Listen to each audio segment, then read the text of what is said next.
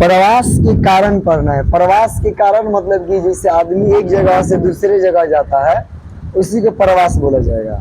तो सभी व्यक्ति किसी न किसी कारण से अपना स्थान छोड़ करके दूसरे स्थान पर जाता है, नहीं जाता है। जैसे अभी हम लोग के लिए कुछ क्षणिक प्रवास है या फिर कुछ कालिक प्रवास है, जिसे घर छोड़ करके यहाँ पढ़ने आए हो ना, तो घर छोड़ करके आए तो यहाँ कुछ समय के लिए प्रवास है। तो क्या होता है कि लोग जो है सामान्य रूप से अपने जन्म स्थान से भावनात्मक रूप से जुड़े होते हैं। किस रूप से? जहाँ पर जन्म होता है लोगों का, वो उस जगह से क्या होता है, भावनात्मक रूप से जुड़े रहते हैं कि भाई ये मेरा जन्म स्थली है। किंतु लाखों लोग अपने जन्म स्थान और निवास को छोड़ देते हैं, नहीं छोड़ते हैं। लाखों लोग क्या करोड़ों लोग ऐसे हैं जो कि अपने जन्म स्थान को छोड़ करके दूसरे जगह पर चले जाते हैं। रीजन है, इसका कारण है। कारण क्या क्या चीज है? कैसे? अब हम लोग बड़े हो गए तो जिसको काम करना होगा, पैसा की जरूरत है। मान लो गांव में जन्म हुआ तो गांव में तो उसको नौकरी नहीं मिला, और जिंदा रहने के लिए, घर बनाने के लिए पैसा चाहिए, तो कहाँ जाएगा? अपना गांव घर सब छोड़ करके कहाँ चला जाएगा? बाहर चला जाएगा, यानी कि प्रवास कर जाएगा। या फिर पढ़ने के लिए गांव में उसको अच्छा शिक्षा नहीं मिलेगा, अपने शहर में अच्छा शिक्षा नहीं मिलेगा, तो भी कहाँ प्रवास कर जाएगा? अपने गांव शहर को छोड़ करके दूसरे शहरों में चला जाएगा। लोग देश भी छोड़ करके विदेश में चला जाता है, तो अपने जन्म भूमि देश को छोड़ कर क्या कर जाता है? विदेशों में चला जाता है। हर चीज का क्या होता है? एक अलग कारण होता है। तो यहाँ भी प्रवास का अलग अलग कारण होता है, जिन्हें बृहत रूप से 2 वर्गों में बांटा जा सकता है। कितने? 2 रूपों में देखा जा सकता है कि कैसे कैसे क्या होगा, किस तरह से उसको अलग रूपों में बांटा जाएगा। पहला है प्रतिकर्ष कारक, जिसको पुश फैक्टर बोला जाएगा। जो लोगों को निवास स्थान अथवा उद्गम को छुड़वाने का कारण बनते हों। मतलब जिस कारण से लोग अपना जगह को, अपने स्थान को छोड़ करके दूसरे जगह चले जाते हैं, जिस कारण के चलते, उस कारण को हम प्रतिकर्ष कारक बोलते हैं। क्या?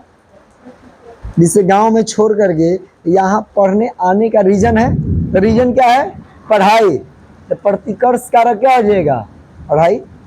गांव के लोगों को शहरों में या फिर अपने गांव को छोड़ करके दूसरे जगह जाने का अगर पैसा है कारण, मतलब कमाने का, तो प्रतिकर्ष कारक क्या है? पैसा।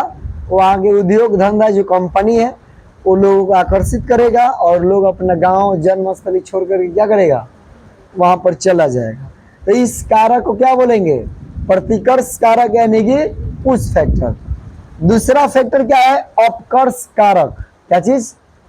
अपकर्ष कारक, जो विभिन्न स्थानों से लोगों को आकर्षित करते हैं। मतलब कि जिसे लोग आकर्षित नहीं होता है कि बात गांव में जिंदगी बढ़िया नहीं है, शहरों में बढ़िया जिंदगी होता है, पहाड़ों में जाकर के बस जाएंगे, वहां पर अच्छा जिंदगी रहेगा। तो लोग क्या होता है, वहां पर आकर्षित हो जाता है। इसको भी हम क्या बोलेंगे? अपकर्ष कारक बोलेंगे। इसको क्या बोलेंगे? अपकर्ष कारक, यानी कि पुल फैक्टर। मतलब कि एक चीज व्यक्ति खिंचाएगा, और खिंचाएगा तो दूसरी जगह से क्या हो जाएगा? ढकेलाएगा। तो इस तरह से 2 कारण से क्या होता है कि व्यक्ति अपने स्थान को छोड़ करके कहीं भी चला जाता है। भारत में लोग ग्रामीण से नगरीय क्षेत्रों में मुख्यतः गरीबी, कृषि पर जनसंख्या के अधिक दबाव, स्वास्थ्य सेवाओं, शिक्षा जैसी आधारभूत और संरचना सुविधाओं के अभाव इत्यादि के कारण प्रवास करते हैं। मतलब जो लोग गांव में रहने वाले हैं, तो अपना गांव छोड़ करके शहर में क्यों जाते हैं? वहाँ पर अच्छा व्यवस्था मिलेगा, अच्छा शिक्षा मिलेगा, अच्छा स्वास्थ्य केंद्र रहेगा, इन सभी चीज़ों को तो वहाँ सुविधा मिलेगा। कहाँ? शहरों में। इस कारण से अपने गांव को छोड़ करके उधर प्रवास कर जाते हैं शहरों की तरफ। समझ में आया? कैसे? मतलब कि मान लो गांव में शिक्षा नहीं मिलता है, तो लोग शहरों में, छपरा, पटना चला जाता है पढ़ने के लिए। और फिर मान लो अगर खेतों में लोगों को काम नहीं मिलता है अच्छा, तो वो लोग गुजरात, बम्बे, अम्बाला चला जाता है नौकरी के लिए। तो इस सभी होता है। इन कारकों के अतिरिक्त, मतलब इन सभी के अतिरिक्त भी, जैसे बाढ़, सूखा, चक्रवातीय तूफान, भूकंप, सुनामी जैसी प्राकृतिक आपदाएं, युद्ध, स्थानीय संघर्ष भी प्रवास के लिए अतिरिक्त प्रतिकर्ष पैदा करते हैं।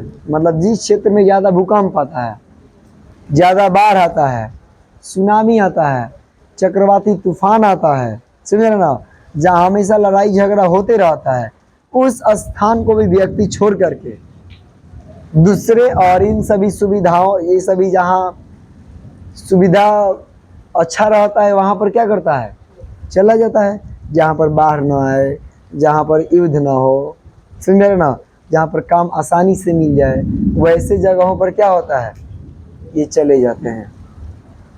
और कितना मस्त म्यूजिक बज रहा है, पढ़ाने की ज़रूरत है ये नहीं, अभी म्यूजिक की ज़रूरत नहीं है, ये प्राकृतिक म्यूजिक, बारिश की आवाज़ जिसने सुना ही रहा होगा हमारे मोबाइल में। ठीक, पढ़ो। दूसरी चीज़ क्या चीज़ है, अपकर्ष कारक। ये तो रह गया प्रतिकर्ष कारक, कि जिस क्षेत्र में ये सभी बाढ़, बारिश ये सभी रहेगा, वहाँ से लोग दूसरी जगह चला जाएगा। ये इसका मतलब कि जहाँ पर जाएगा वो प्रतिकर्षित करेगा। अपकर्ष कारक, जिस कारण से लोग छोड़ के जाएगा। तो क्या होता है प्रतिकर्ष कारक, तो जो लोगों को ग्रामीण क्षेत्रों से नगरों की ओर आकर्षित करते हैं। तो ग्रामीण क्षेत्र से नगर की ओर आकर्षित करता है, कैसे, कि गाँव में खेती बढ़िया नहीं होता है, इसलिए खाने के लिए भी पैसा अच्छा से नहीं हो पाता है, इस कारण से लोग चला जाता है। गाँव में शिक्षा व्यवस्था अच्छा नहीं हो पाता है, इसलिए शहरों के तरफ चला जाता है। गाँव में स्वास्थ्य सुविधा जो बोला जाए वो नहीं होता है अच्छा, इसलिए वो क्या करता है, शहरों के तरफ चला जाता है।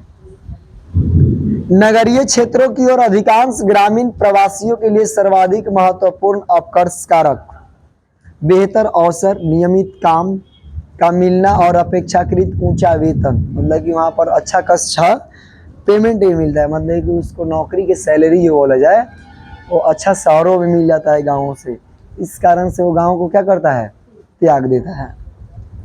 शिक्षा के लिए बेहतर अवसर, बेहतर स्वास्थ्य सुविधाएं और मनोरंजन के स्रोत इत्यादि भी काफ़ी अपकर्ष कारक हैं। समझे ना, मतलब कि वहाँ पर ये सारी सुविधा मिल जाएगा। जैसे मान लो कि तुम डीजे बजा रहे हो, अब गांव में अच्छा से डीजे नहीं बजेगा, तो मान लो कि तुम्हारा अपना ही है और अच्छा से नहीं चल रहा है, और तुमको वही बाहर में या फिर शहरों में तुमको जितना तुम यहाँ पूरा डीजे सहित नहीं कमाओगे, उससे ज़्यादा मान लो कि तुमको 30,000 40,000 डीजे बजाने के लिए बाहर में रखा जाए, तो तुम यहाँ अपना काम करोगे कि छोड़ करके चले जाओगे, चले जाओगे, क्योंकि यहाँ तुमको सब चीज़ रहते हुए भी उतना फ़ायदा नहीं होगा ना, और वहाँ तुम्हारा कुछ भी नहीं रहेगा तो भी क्या हो जाएगा, उतना फ़ायदा होगा। तो तुम यहाँ से क्या हो जाओगे, यहाँ के लिए आकर्षित हो जाओगे और वहाँ के लिए प्रतिकर्ष हो जाओगे। मतलब कि तुमको आकर्षित कर लेगा और तुम वहाँ पर अपने काम को छोड़ करके यहाँ से चले जाओगे। पुरुषों और स्त्रियों के प्रवास के कारणों का अलग अलग परीक्षण होता है। बात करेंगे कि काम और रोजगार पुरुष के प्रवास के कारण 38% रहे हैं, जबकि रोजगार पुरुष के प्रवास के, जबकि यही कारण केवल 3% स्त्रियों के लिए है। मतलब व्यक्ति जो है रोजगार के लिए बाहर में जाने का उसका परसेंटेज 38% है और महिलाओं के मात्र 3% है। मतलब कि गांव से जो कमाने जाने वाला है कौन जाता है, सबसे ज़्यादा पुरुष, और महिलाएं बहुत कम जाती है। ऐसा नहीं कि महिलाएं जाती नहीं है, साथवा में चल देता है लोग, जाके वहाँ क्या करता है लोग, क्या वहाँ इंजीनियरिंग करता है लोग, जाके वहाँ भी भीड़े रहता है लोग, कोई ना कोई काम धंधा। शहर में आखिर बैठ के तो खाएगा नहीं, कुछ ना कुछ जरूर करेगा। जैसे गाँव में होता है, गाँव में भी लोग बैठ के नहीं खाते, गोबर बीने निकल जाता है, नहीं निकल जाता है, पता ही बीने निकल जाता है, लकड़ी बीने चल देता है, या फिर दूसरे पट्टीदार के चुगली बात कही स्टार्ट कर देता है। उसी तरह से शहर में रहने वाला लोग कुछ ना कुछ काम धंधा करते रहता है जिससे उसका आय का स्रोत यानी कि पैसा आए। अगर कोई कहे कि हम शहर में हैं और बैठ के खाते हैं तो ये गलत बात है। ऐसा कुछ परसेंटेज होगा, नहीं तो बुझो कि 99% क्या होगा, यहाँ के गया हुआ आदमी वहाँ बैठ के कभी नहीं खाएगा, कुछ ना कुछ करेगा।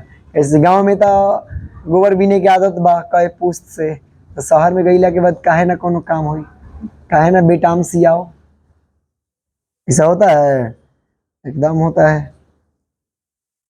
तो ये चीज होता है प्रवास के कारण। तो अब हम लोग बात करेंगे प्रवास के परिणाम, कि प्रवास का आखिर परिणाम क्या होता है।